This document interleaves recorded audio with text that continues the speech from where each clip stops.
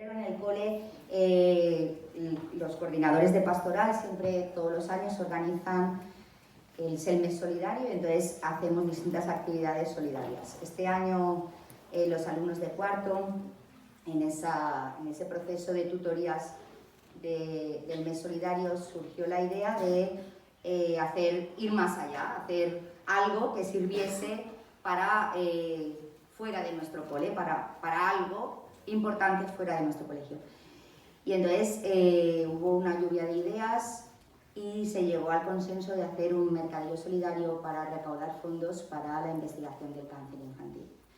Bueno, pues con todo ese proceso, sabéis que los alumnos de cuarto, los de primero de bachiller y segundo, que estáis en distintas partes del cole, pues a lo mejor no habéis visto, los de segundo de bachiller sí que habéis visto a las niñas y niños de cuarto haciendo cosas, los de primero que estáis en otro piso, pues no.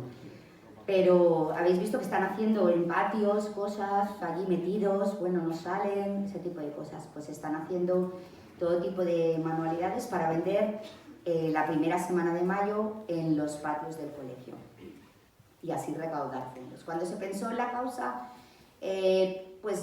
surgió la idea de la investigación del cáncer infantil y qué mejor lugar en Valencia para destinar esos fondos que se recauden, que pueden ser muchos, pocos, o bueno, pues nosotros dentro de nuestras posibilidades, de lo que se llegue a conseguir, pues aportaremos, que el Instituto de Investigación La Fe y La Fe como tal. Nos pusimos en contacto con ellos y entonces tuvieron a bien pues agradecernos agradecer a los niños de cuarto y al colegio, pues viniendo aquí a explicar pues breves pinceladas de cuál era qué están haciendo, su trabajo. Yo os voy a dar la palabra a Jaime Fondemora y él va a presentar a las demás ponentes. Cada una de ellas es de un sector de la fe y nos van a hablar pues de sus investigaciones, del proceso del trabajo y de todo lo que están haciendo allí, ¿vale? Pues vamos a escucharlos. Muchísimas gracias, Eli. Gracias a todas y todos por vuestra atención. No sé si os gusta ir por el campo. A mí me encanta. Yo salgo mucho al campo. Y en uno de mis paseos del campo, en Ambrona. Ambrona es un pueblecito cerca de Medinaceli, en Soria. Allí hay un valle. Hay un valle.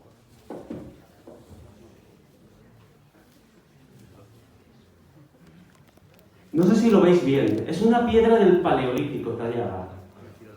Es una piedra que os podéis imaginar que hace 40.000 años los hombres que estaban allí cazaban mamuts. Hay cerca un yacimiento de elefantes que eran los que esta gente cazaba y comía. Os podéis imaginar escenas de caza como la siguiente que veis aquí. Después de tallar piedras como esta, se enfrentaban a los animales que acababan de beber en la laguna cerca y era una contienda a vida o muerte, un animal monstruosamente grande en donde pues es posible que muchos salieran heridos y muchos incluso murieran en la contienda. Pero aquellos que conseguían sobrevivir iban a poder alimentarse y alimentar a sus familias durante un tiempo largo. Bien, esto que veis aquí, esta piedra del Paleolítico, representa a cómo se ha venido luchando contra el cáncer, cómo se ha venido tratando contra el cáncer hasta ahora. Pero las cosas han cambiado. Gracias al profundo conocimiento que tenemos hoy en día de la genética humana. Pensad que hace ya más de 20 años que se publicó por primera vez el primer genoma completo humano. Hoy en día la secuencia del genoma humano está accesible en Internet. Os podéis meter y es increíble, podéis mirar genes, las secuencias, podéis mirar el detalle increíble. Toda la información está disponible, pero también gracias al profundo conocimiento que tenemos de la biología celular y biología molecular y genética de cómo se originan los cánceres. Esto acompañado al descubrimiento de nuevos fármacos. Y finalmente, y muy importante, gracias a las nuevas tecnologías que permiten analizar, por ejemplo, el primer genoma humano que se secuenció se tardó 15 años en secuenciar y luego en ensamblar esas secuencias. Hoy en día, en una semana o 2 semanas, se secuencia y luego pongamos 1 mes, 2 meses más para ensamblarlo. O sea, se ha avanzado muchísimo tecnológicamente y gracias a estas nuevas técnicas tecnológicas estamos empezando a luchar al cáncer, no con piedras como esta, sino a distancia, con carabina. Esto es el fundamento de la medicina de precisión. Y en la charla de hoy os vamos a hablar de medicina de precisión, de ensayos clínicos y de experimentos que estamos haciendo hoy en día de biopsia líquida. Mi nombre es Jaime Font del Mora, como decía Eli, y por orden de entrada estará Eva María Trinidad después que yo, luego vendrá. La medicina de precisión es dar a cada paciente, es decir, para cada tipo de tumor o para cada tumor, darle la mejor medicina de que se dispone hoy en día. Y para hacer eso, es decir, ya no se estudian todos los tumores. Mira, este es un tipo de tumor tal, importante, hay que tratarlo así. No. Esta persona es Pepito Pérez y se le va a tratar, y como tiene estas alteraciones, se le va a tratar de esta manera. Entonces, para poder llegar a esto, hay que hacer estudios previos. El primer estudio es el que pasa por anatomía patológica. Si alguno luego de vosotros y vosotras vais a estudiar medicina, hay una especialidad que es anatomía patológica, y lo que hacen los anatomopatólogos es analizar las muestras a nivel macroscópico, pero también a nivel microscópico. Y hacen tinciones de inmunohistoquímica, hacen técnicas que les permiten clasificar y ver la tipología de tumor que es. Pero esto es clásico, esto ya hemos superado esto. Gracias a los estudios de anatomía patológica combinados con las nuevas tecnologías que os hablaba, como puede ser la secuenciación masiva, o nosotros hacemos arrays también de SNP para ver el cariotipo molecular, que se ve con altísima definición las alteraciones que presenta un tumor. El problema de estos estudios masivos es que nos dan muchísima información. Es posible que algunos de vosotros el día de mañana decida estudiar carreras como biotecnología o biología o genética. Son carreras que a lo mejor termináis derivando en bioestadística. Son necesarios los bioestadísticos para realizar este tipo de técnicas, para tratar esos cientos de miles de datos de información que hay ahí. Y como hay muchos datos, resulta que nos salen cosas que todavía no sabemos interpretar. Por ejemplo, en un gen determinado no sabemos si está verdaderamente implicado en acelerar ese tumor o si simplemente lo está acompañando. Ha sido casual, ha sido una mutación casual. Eso todavía estamos intentando de interpretar algunas de esas variantes o mutaciones que encontramos. Pero es verdad que para muchas de ellas sí ya tenemos interpretación y decimos, no, esta mutación o esta alteración o este conjunto de alteraciones son las que están haciendo que el tumor haya aparecido y el que va a dar resistencia a los tratamientos. Con lo cual, en muchas ocasiones, en base a estos estudios combinados de análisis masivos y de anatomía patológica, podemos llegar a hacer propuestas de tratamiento. Esas propuestas de tratamiento las podemos hacer pasar previamente por estudios preclínicos. Y Patricia luego nos hablará de qué es eso de estudios preclínicos. Estudios preclínicos es, antes de llegar a humanos, lo probamos en líneas celulares, en cultivos celulares, en placas Petri, o en modelos animales, lo que conocemos como ratones avatar. Avatar como en la película. ¿Por qué como en la película? Porque en estos ratones está creciendo el tumor, el mismo tumor que está creciendo en el paciente.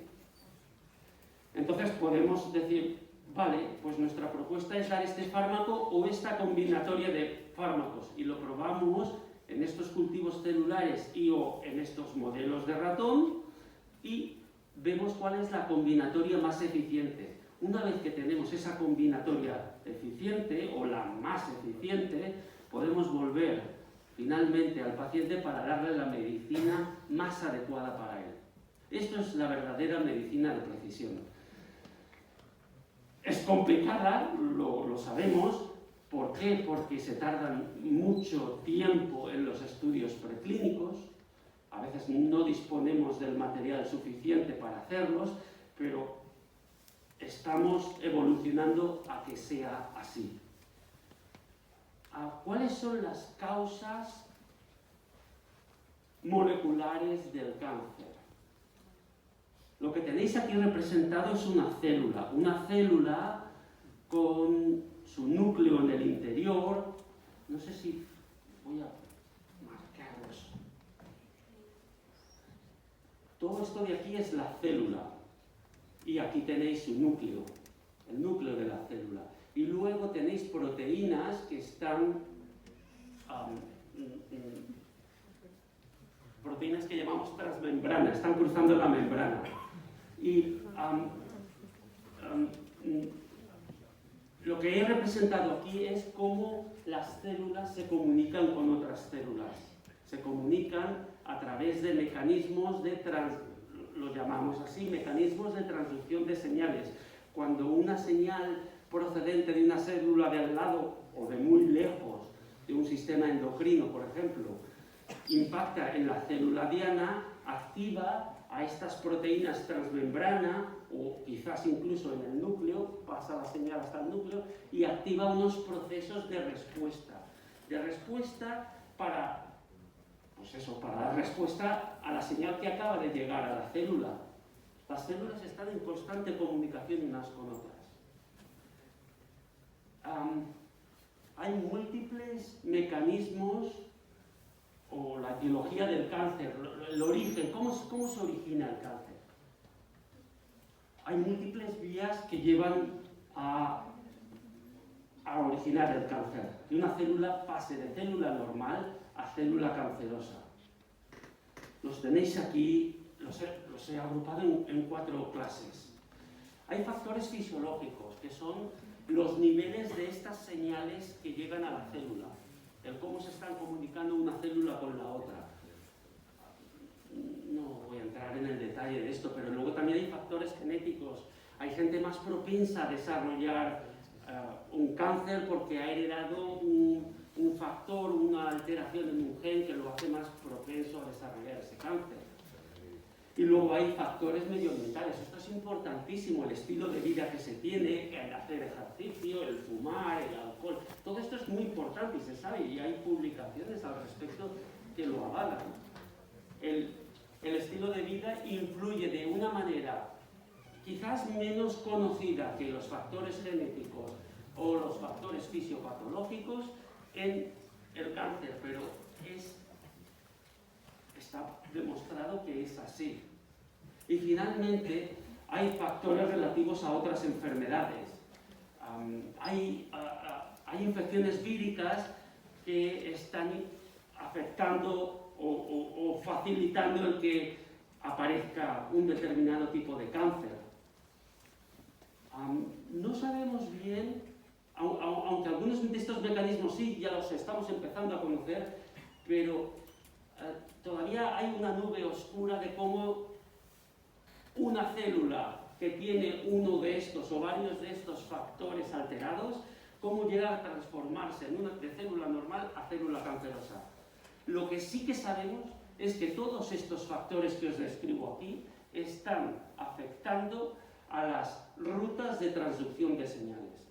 Por tanto, es muy importante conocer cuáles son estas rutas de transducción de señales, es decir, cómo se comunican las células unas con otras, para poder buscar tratamientos más efectivos contra el cáncer.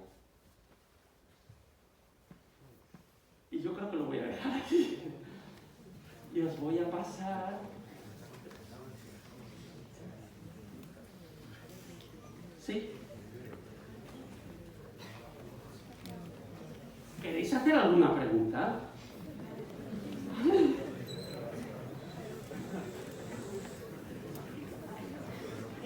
Una cosa, en la imagen que has enseñado antes ponía que uno de los factores para cáncer que ponían ambientales es el ejercicio. ¿A qué se refiere con eso?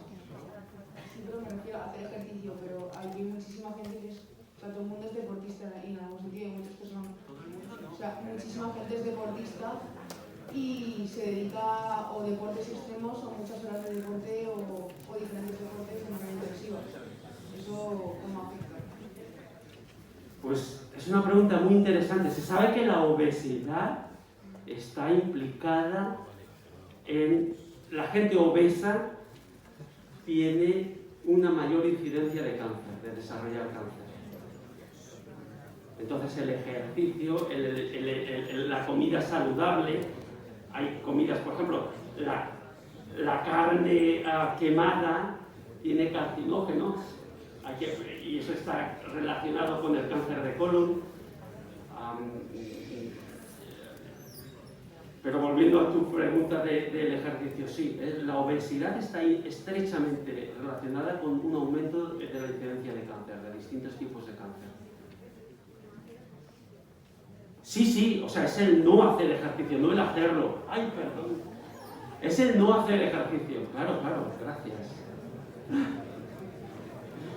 Por eso ahora hicieron un estudio y entonces todos desarrollaban cáncer porque comían esto.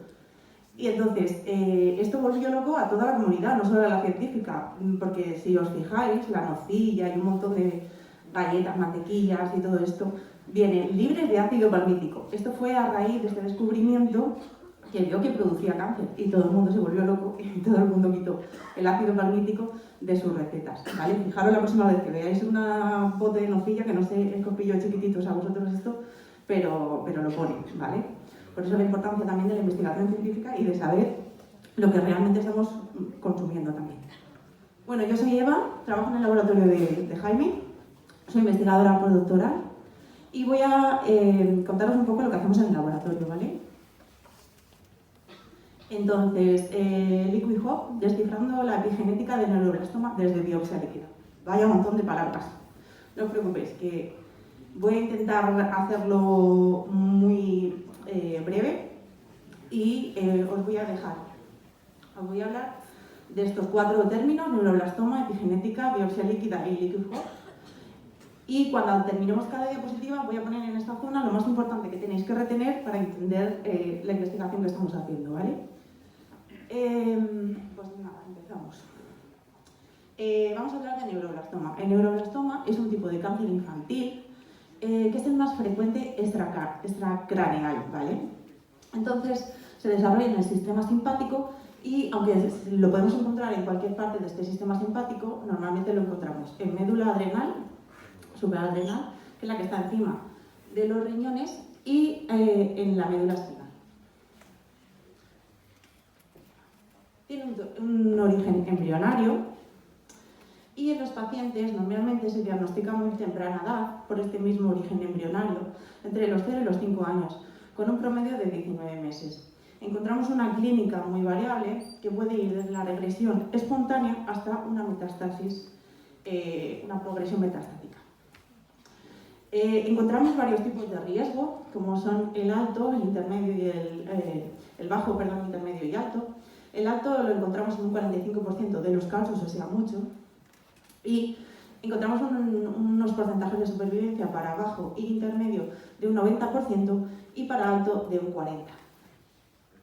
Los que tienen riesgo alto tienen un tratamiento y después de este tratamiento y tienen recaída, su supervivencia baja a un 10%.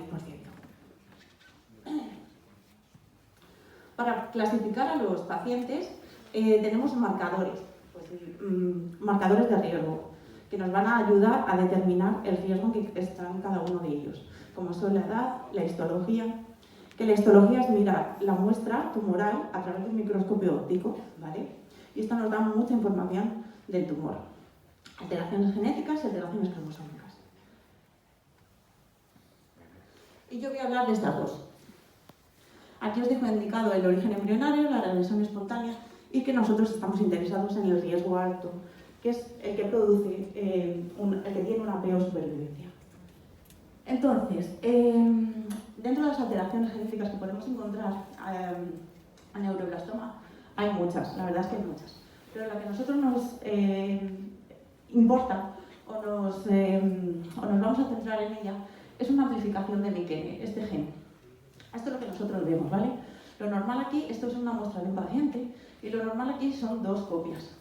A partir de 10 ya se considera que tiene una amplificación. Pues mirad cuánta amplificación tiene este paciente. ¿Veis? Está aquí arriba. Dentro de las alteraciones cromosómicas, nos importa también mucho la deleción en 11q.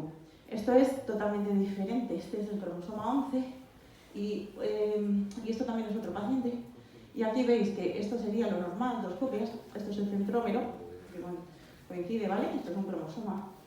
Y entonces aquí veis que hay una pérdida de este cromosoma 11. Entre estos genes, hay muchos genes implicados en este segmento, puesto que es muy grande, entre ellos ATM. Entonces nosotros nos vamos a centrar en esto, ¿vale? En los pacientes que tienen Mykene amplificado y 11q. Entonces, para hablar de epigenética, que es el siguiente término, tengo que hablaros un poquito del DNA. El DNA es donde está contenida toda nuestra información genética. Es lo que nos hace únicos. Pero, ¿cuánto nos parecemos los unos en los otros? ¿Cuánto que pensáis? ¿Que somos parecidos o diferentes? ¿En qué porcentaje?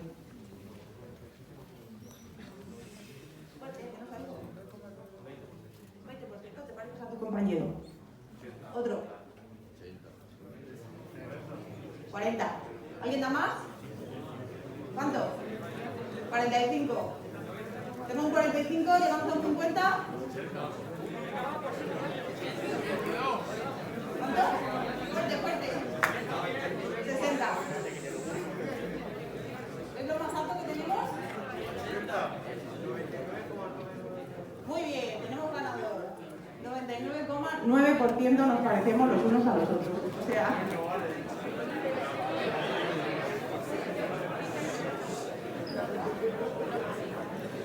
Solamente un 0,1% marca la diferencia, pero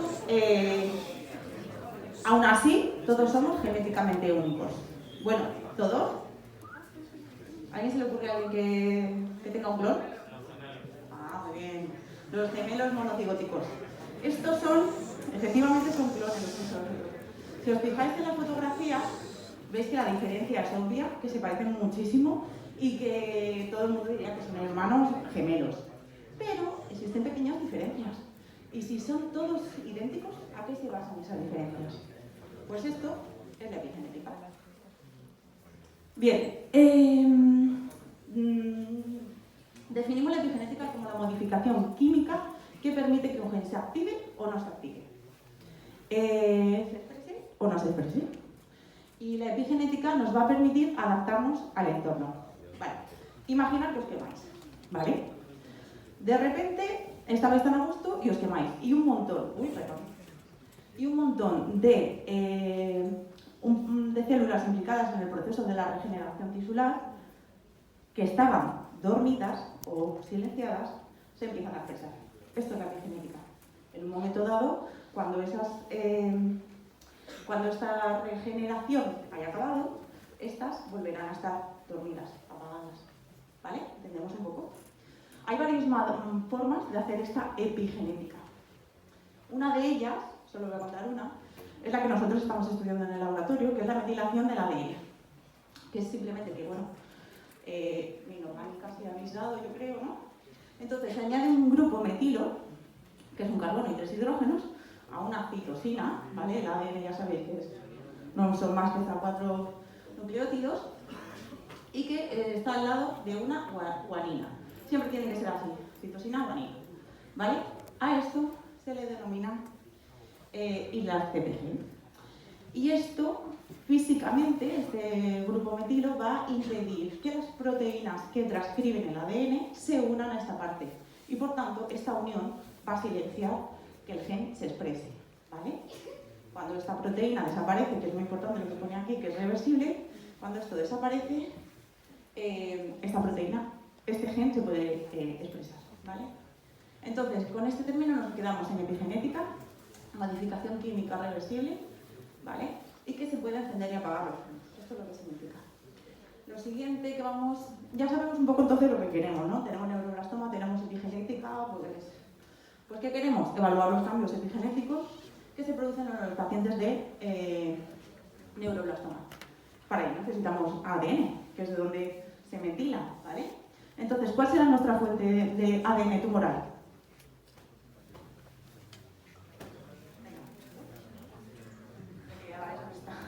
¿Esta vista de aquí? Claro, lo más fácil es cogerlo del tumor. Pero en concreto hemos dicho que nuestros pacientes tienen entre 0 y 5 años, son pequeños, tienen delicados y bueno. Por tanto, pensamos si podríamos encontrar una alternativa a ese ADN. ¿Podemos encontrar ADN tumoral de una manera menos invasiva? Y está la otra pista. Venga, no. Sí, ¿de dónde?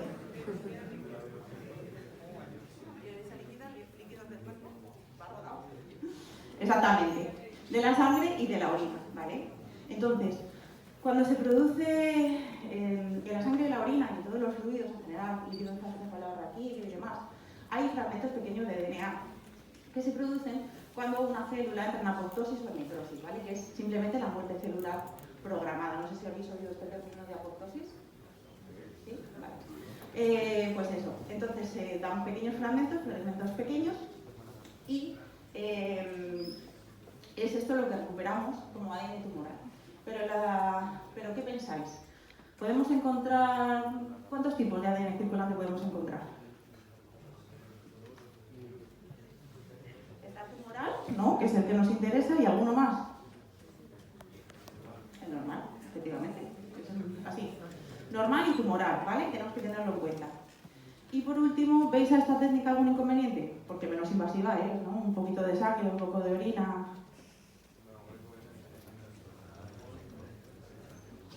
Se diferencia, pero son herramientas bioestadísticas de estas que os dice Jaime. Pero sí, bueno, esa podría ser una pero está solventada con un inconveniente nuestro, es que nuestro paciente sigue siendo muy pequeño y la cantidad de sangre que podemos extraer a ese paciente tan pequeño es limitada y por tanto el ADN circulante tumoral que vamos a encontrar también es limitado. De manera que la biopsia líquida tenemos que pensar que es menos invasiva y que podemos encontrar estos dos tipos de ADN circulante, normal y tumoral, ¿vale? Y ya pasamos a la última parte, que es la que estamos haciendo en el laboratorio.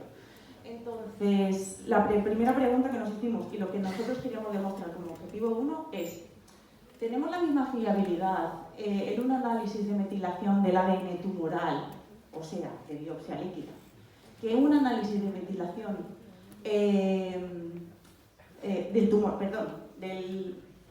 del ADN tumoral procedente del tumor, que de un ADN de circulante tumoral procedente de biopsia líquida?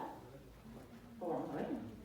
Para ello, cogemos 64 pacientes de algo de riesgo del hospital, de la FE. El hospital La FE, bueno, no sé si luego lo contará Nuria, pero es un poco de referencia para esta enfermedad. Muchos hospitales de toda España enviaban las muestras de los pacientes, por esto también se puede hacer este tipo de estudios. Y entonces evaluamos estos datos de metilación del paciente, ¿vale? Aquí veis que es el ADN que hemos cogido, el niño tiene un neuroblastoma, pero su ADN tumoral es de la sangre, ¿vale? Y lo comparamos con una que, como ha dicho bien Jaime, todo está en la web, todo lo podemos encontrar y está en plataformas gratuitas que a las que podemos acceder y podemos comparar nuestros datos, con otra que ya se había hecho previamente, pero en este caso el origen de nuestra metilación que han estudiado era el ADN. Vale. Esto lo hicieron con 167 pacientes, también de alto riesgo, y utilizaron esta herramienta para verlo. ¿Vale? Nosotros teníamos el inconveniente de la cantidad de ADN de circulante tumoral que encontrábamos, como ya os he dicho antes. Entonces no pudimos hacer esa herramienta, sino que hicimos esta otra. A pesar de que hicimos esta otra herramienta con menos cantidad, fuimos capaces de observar la metilación en muchísimas más islas CPG, ¿vale? Lo que pasa es que es muchísimo más caro. Por eso esto. Aquí son 27 millones de islas CPG las que estudiamos, mientras las 450.000 del proyecto Target, ¿vale? Vimos las que tenían en común, que serán las 300.000 islas CPG, y estudiamos. Bueno, no se ve muy bien, es un poquito suave el contraste, pero bueno, como veis, hicimos un modelo. Nuestro modelo predictivo es LiquidHub, que lo que quería era que separara una muestra de la otra. Y lo que vemos es que lo consigue, ¿vale? Tenemos Mycene por aquí en moradito, tenemos 11Q por aquí abajo en verde, que no sé si lo veis muy bien, pero bueno. Y luego también nos encontramos con, estos son nuestros controles que hemos puesto para diferenciar entre una cosa y otra.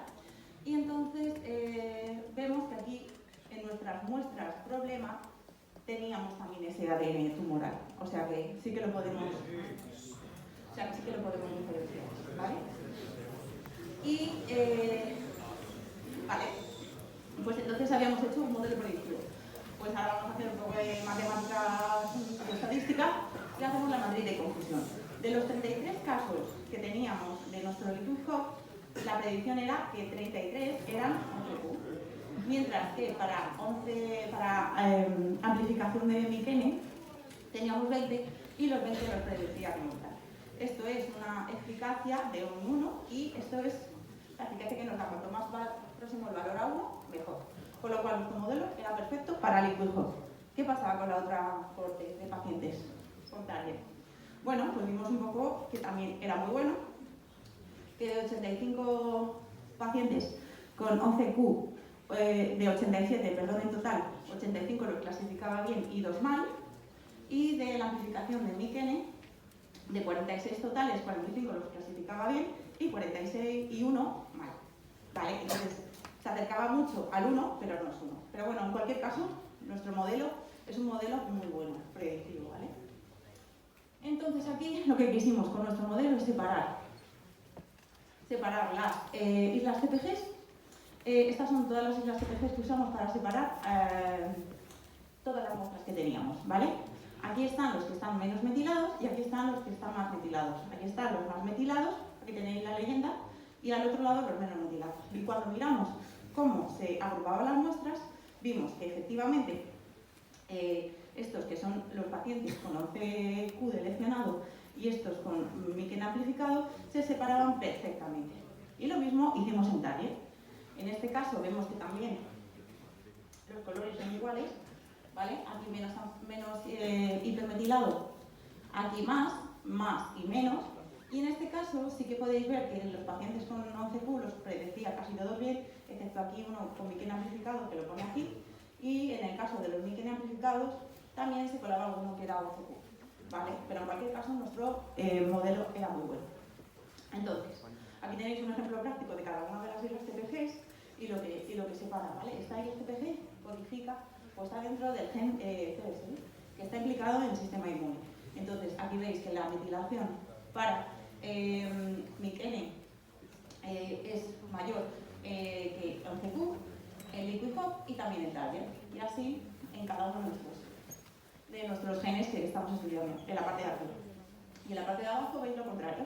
Aquí la metilación es mayor en el grupo de Mycene deleccionado que en el grupo de,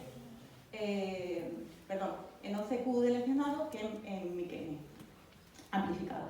Tanto en LiquidHub como en Target. De tal manera que nuestro modelo predictivo valía no solo para el nuestro, donde lo hemos hecho, sino para otro que estaba hecho mucho antes que el nuestro. ¿Vale?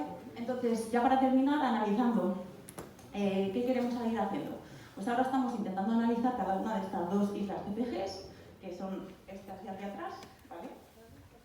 Aquí hay 52, y viendo en qué procesos podrían estar implicados.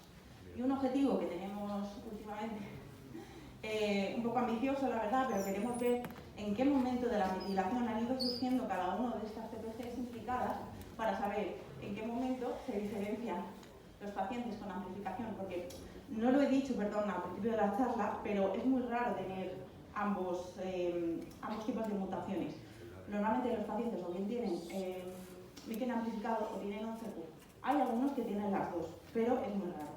Entonces nos gustaría saber cómo podemos llegar a esto y cómo podríamos revertir esos procesos, porque de hecho hay algunos pacientes, como ya bien hemos dicho, que tienen que de repente eso se progresa, se diferencia las células y desaparece la enfermedad de manera sin hacer nada, ¿vale? De manera espontánea. Entonces, a lo mejor en esta tecnología, en estos nuevos estudios, que también representan unas metilaciones reversibles, una epigenética reversible, podemos llegar a abordar el tratamiento de esta enfermedad.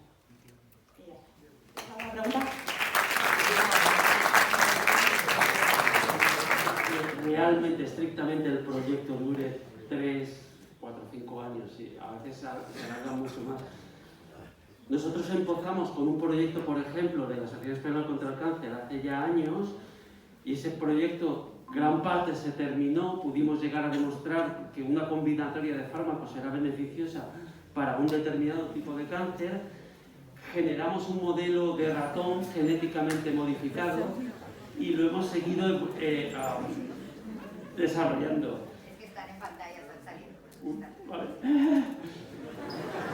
Precisamente Susan en pantalla nos estuvo ayudando con uno de estos modelos y durante su ayuda pudimos ver cómo finalmente estamos consiguiendo ver un fenotipo en estos modelos animales. Un fenotipo, no llegan a desarrollar cáncer, todavía no sabemos por qué, pero se acerca mucho. Es un fenotipo que se llama enfermedad de Hirschsprung y está asociado a neuroblastoma. Estamos cerca, en definitiva, y han pasado 6 años desde que iniciamos el proyecto original, con lo cual, no sé si contesto tu pregunta o no, pero normalmente la financiación suele durar 3 años y luego sigues con cosas y lo prolongas a nuevos descubrimientos que estamos haciendo. ¿Más preguntas tenéis? A ver.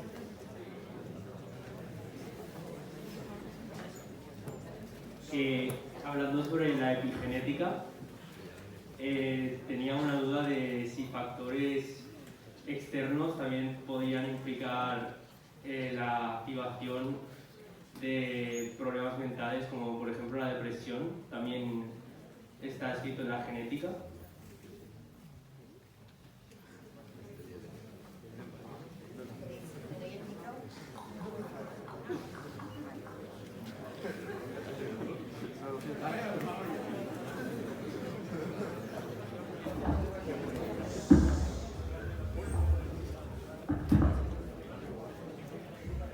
Bueno, pues yo no controlo mucho de enfermedades mentales, que nunca ha sido mi área, pero sí que creo que posiblemente haya una tendencia genética en este tipo de enfermedades y también una ambiental muy importante. Y ahí es donde entra un poquito también la epigenética a jugar parte, ¿vale? Pero sí, puede que esté relacionado con genética, este tipo de enfermedades mentales, ¿vale? Como depresión, ¿no? Nada.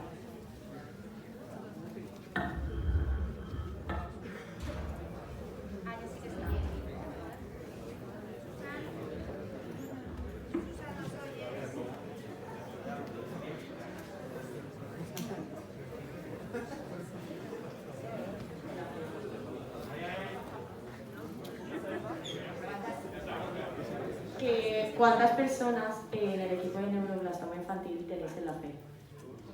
En el equipo de investigación. ¿En la fe cuántos pacientes con No, ¿cuántas personas investigan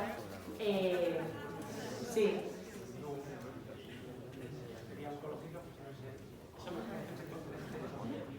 En el laboratorio somos 8 y... Sí, bueno.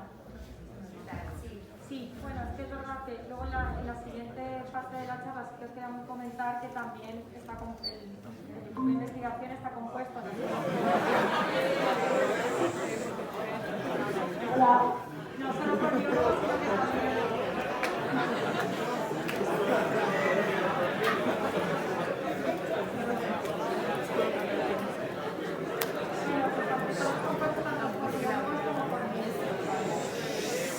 A ver, esperaros un momentín, que si no están respondiendo a una pregunta y no se oye.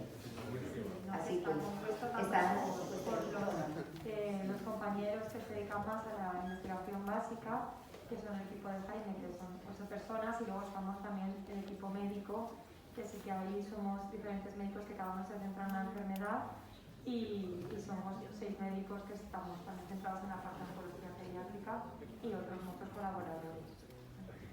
O sea que somos un equipo multidisciplinar.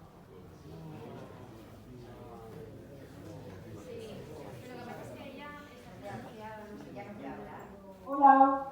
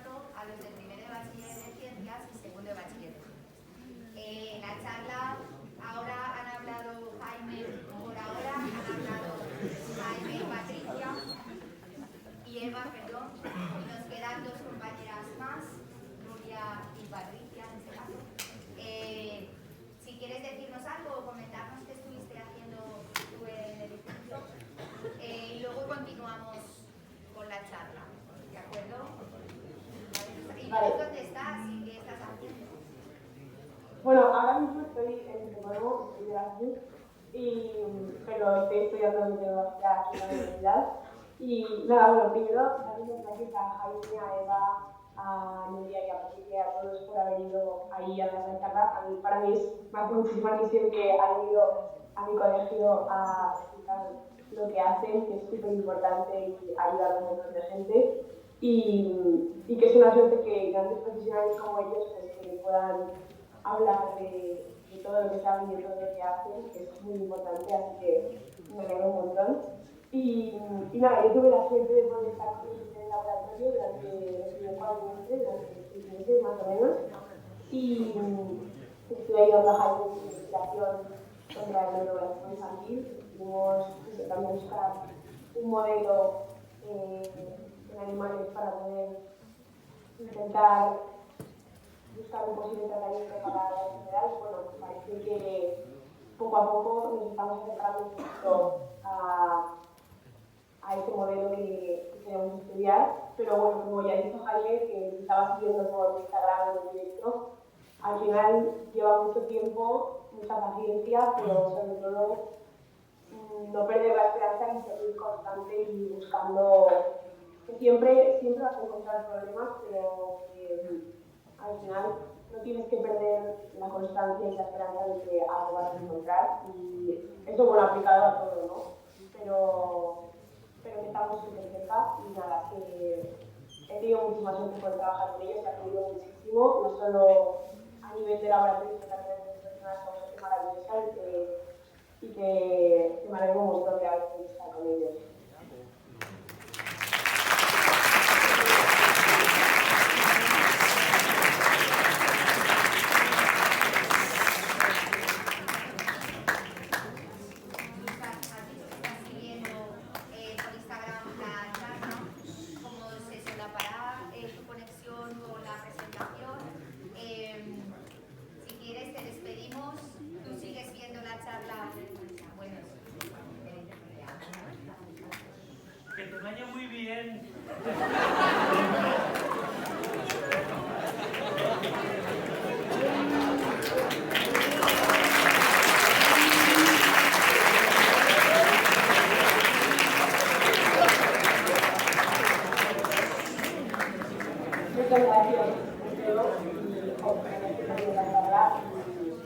nada, que disfrutéis un montón y gracias por invitarme también a comentar un ratito.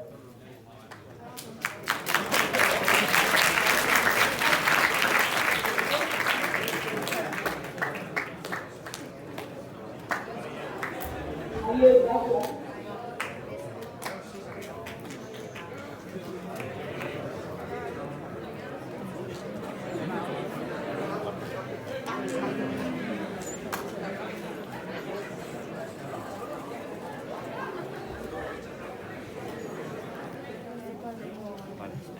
Y nos van a explicar pues todo lo que están haciendo. Bueno, yo soy Patricia, soy farmacéutica y ahora mismo estoy haciendo el máster de ensayos clínicos. Estoy con Nuria en el departamento de oncohematología pediátrica. Y bueno, yo os voy a hablar un poco de los ensayos clínicos, de qué son. Y bueno, para que os hagáis una idea, los ensayos clínicos pretenden responder una serie de preguntas, como por ejemplo, si el tratamiento actual, o sea, si el tratamiento que hay actualmente, por ejemplo, una amigdalitis. Para una amigdalitis se suele utilizar amoxicilina.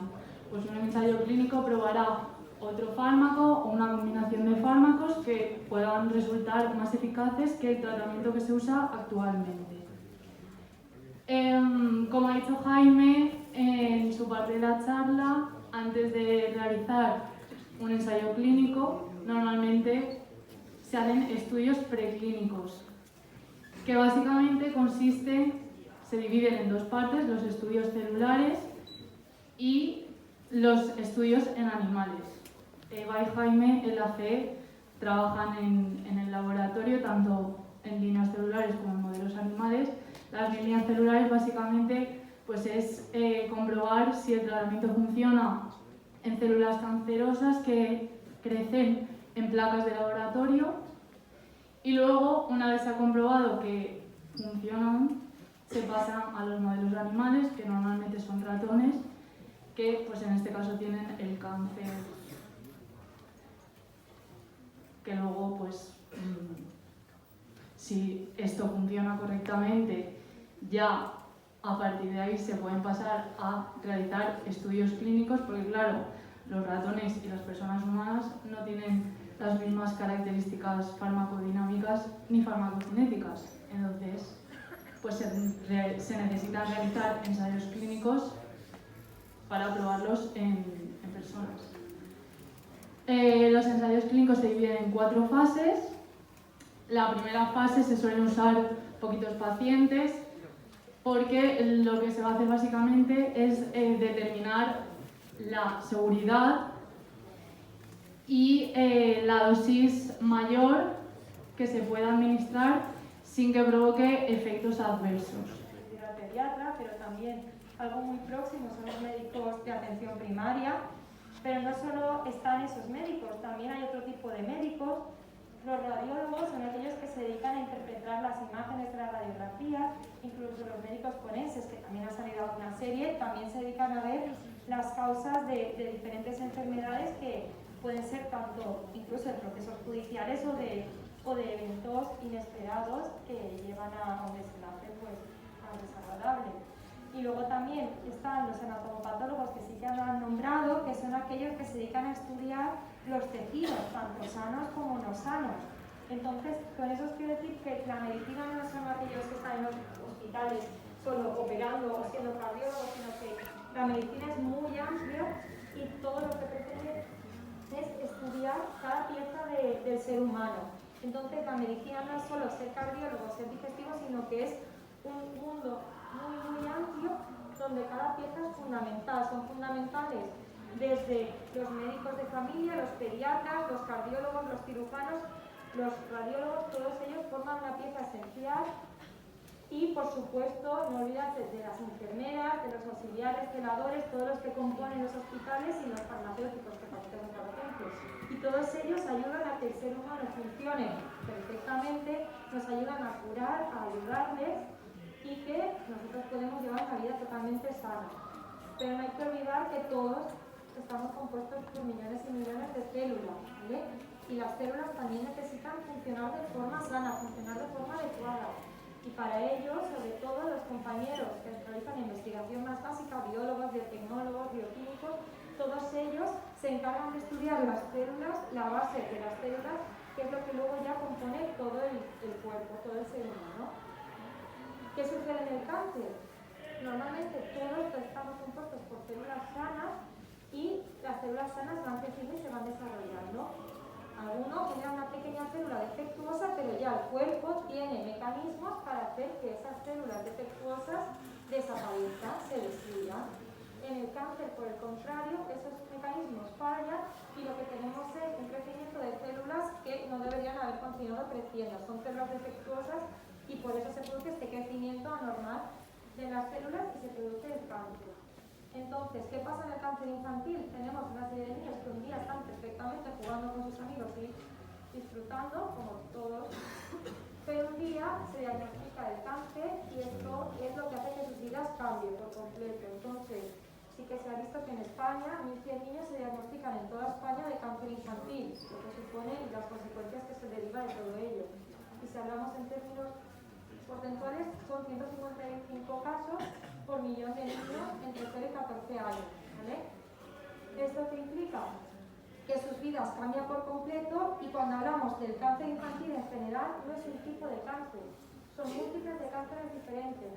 El equipo de Jaime y nosotros estudiamos diferentes tipos de cánceres que van desde las leucemias, los linfomas, tumores del cerebro y otros muchos tipos de cánceres, cada uno totalmente diferente, con una biología totalmente diferente. Entonces, cuando hablamos de cáncer infantil, en realidad estamos hablando de múltiples tipos de cánceres, cada uno surge en un sitio y cada uno tiene un tratamiento totalmente diferente.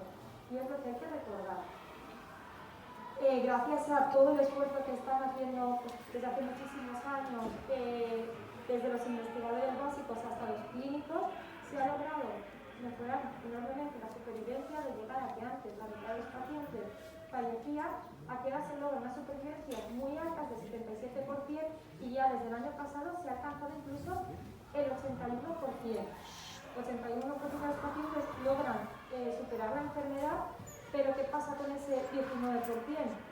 No logran superarlo. Y es ahí donde también tienen que ir gran parte de los esfuerzos a conseguir mejorar esta supervivencia, que lleguemos al 100%. ¿Vale? Y son importantes este porcentaje, este 19% que no logran superar la enfermedad, son importantes tanto este porcentaje como esto. ¿Qué pasa con aquellos que sobreviven? Aquellos que sobreviven, muchos de ellos todavía tienen secuelas, entonces hace falta destinar muchos recursos personales a lograr mejorar la supervivencia y las secuelas que tengan estos supervivientes, ¿vale? Entonces es importante recordar, lograr llegar al 100%, pero sin descuidar ni olvidar a aquellos que sobreviven, que necesitan también mucha ayuda y mucho apoyo. Entonces, ¿por qué se produce el cáncer?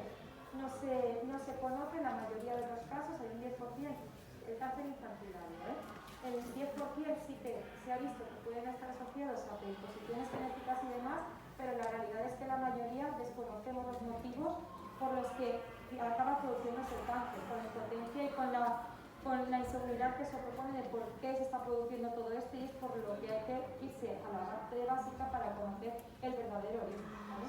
Y como ya os he comentado, es importante mejorar esos casos de supervivencia, pero sin olvidar eso, ¿vale? Que más del 70% de los supervivientes de cáncer infantil tienen secuelas. Entonces, es importante destinar recursos tanto a lograr mejorar la supervivencia como a disminuir las secuelas y, por supuesto, a ayudar a aquellos que las tienen, ¿vale? Entonces, todos absolutamente todos formamos parte de este puzzle y con eso hablo tanto farmacéuticos, biólogos, médicos, por supuesto, profesores, maestros, absolutamente todos, psicólogos, trabajadores sociales forman parte de este puzzle y absolutamente todo el mundo puede contribuir a ayudar en esta causa, ¿vale?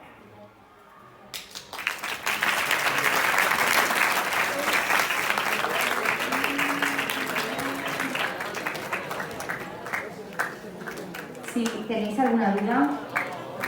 Bueno, pues os vuelvo a recordar, Jaime, y a vosotros les vuelvo a recordar a los alumnos, los de cuarto lo saben porque están metidos en el proyecto, y los de primero y segundo de bachiller, pues si queréis colaborar con el proyecto de cuarto, por supuesto, estáis más que invitados y os esperamos en ese mercadillo solidario que haremos en mayo para recaudar fondos para la investigación del cáncer infantil, que irá destinado a la FE para que podáis seguir desarrollando y trabajando en beneficio de esos niños. ¿De acuerdo? ¿Alguna pregunta tenéis?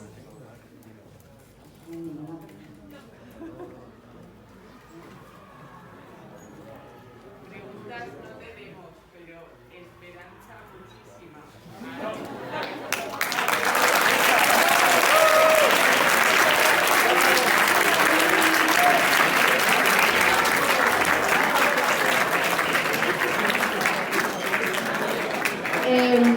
Habéis visto a Susan ahí en pantalla y os dais cuenta que cualquiera de vosotros podéis ser Susan, podéis ser ellos, y tal vez dentro de 10 años pues ayudéis a muchas familias y a muchos niños que estén en situaciones realmente dramáticas. Así que seguid estudiando, que ese es el objetivo que os lanzamos desde el cole, seguid estudiando. Mirad quién ha venido.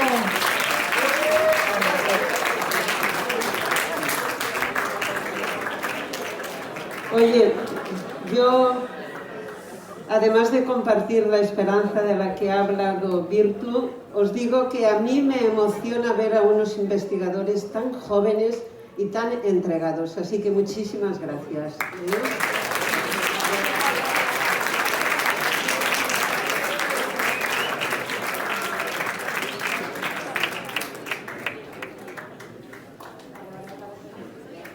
Bueno, pues nada, ahora con los profesores que han venido por vosotros vais saliendo.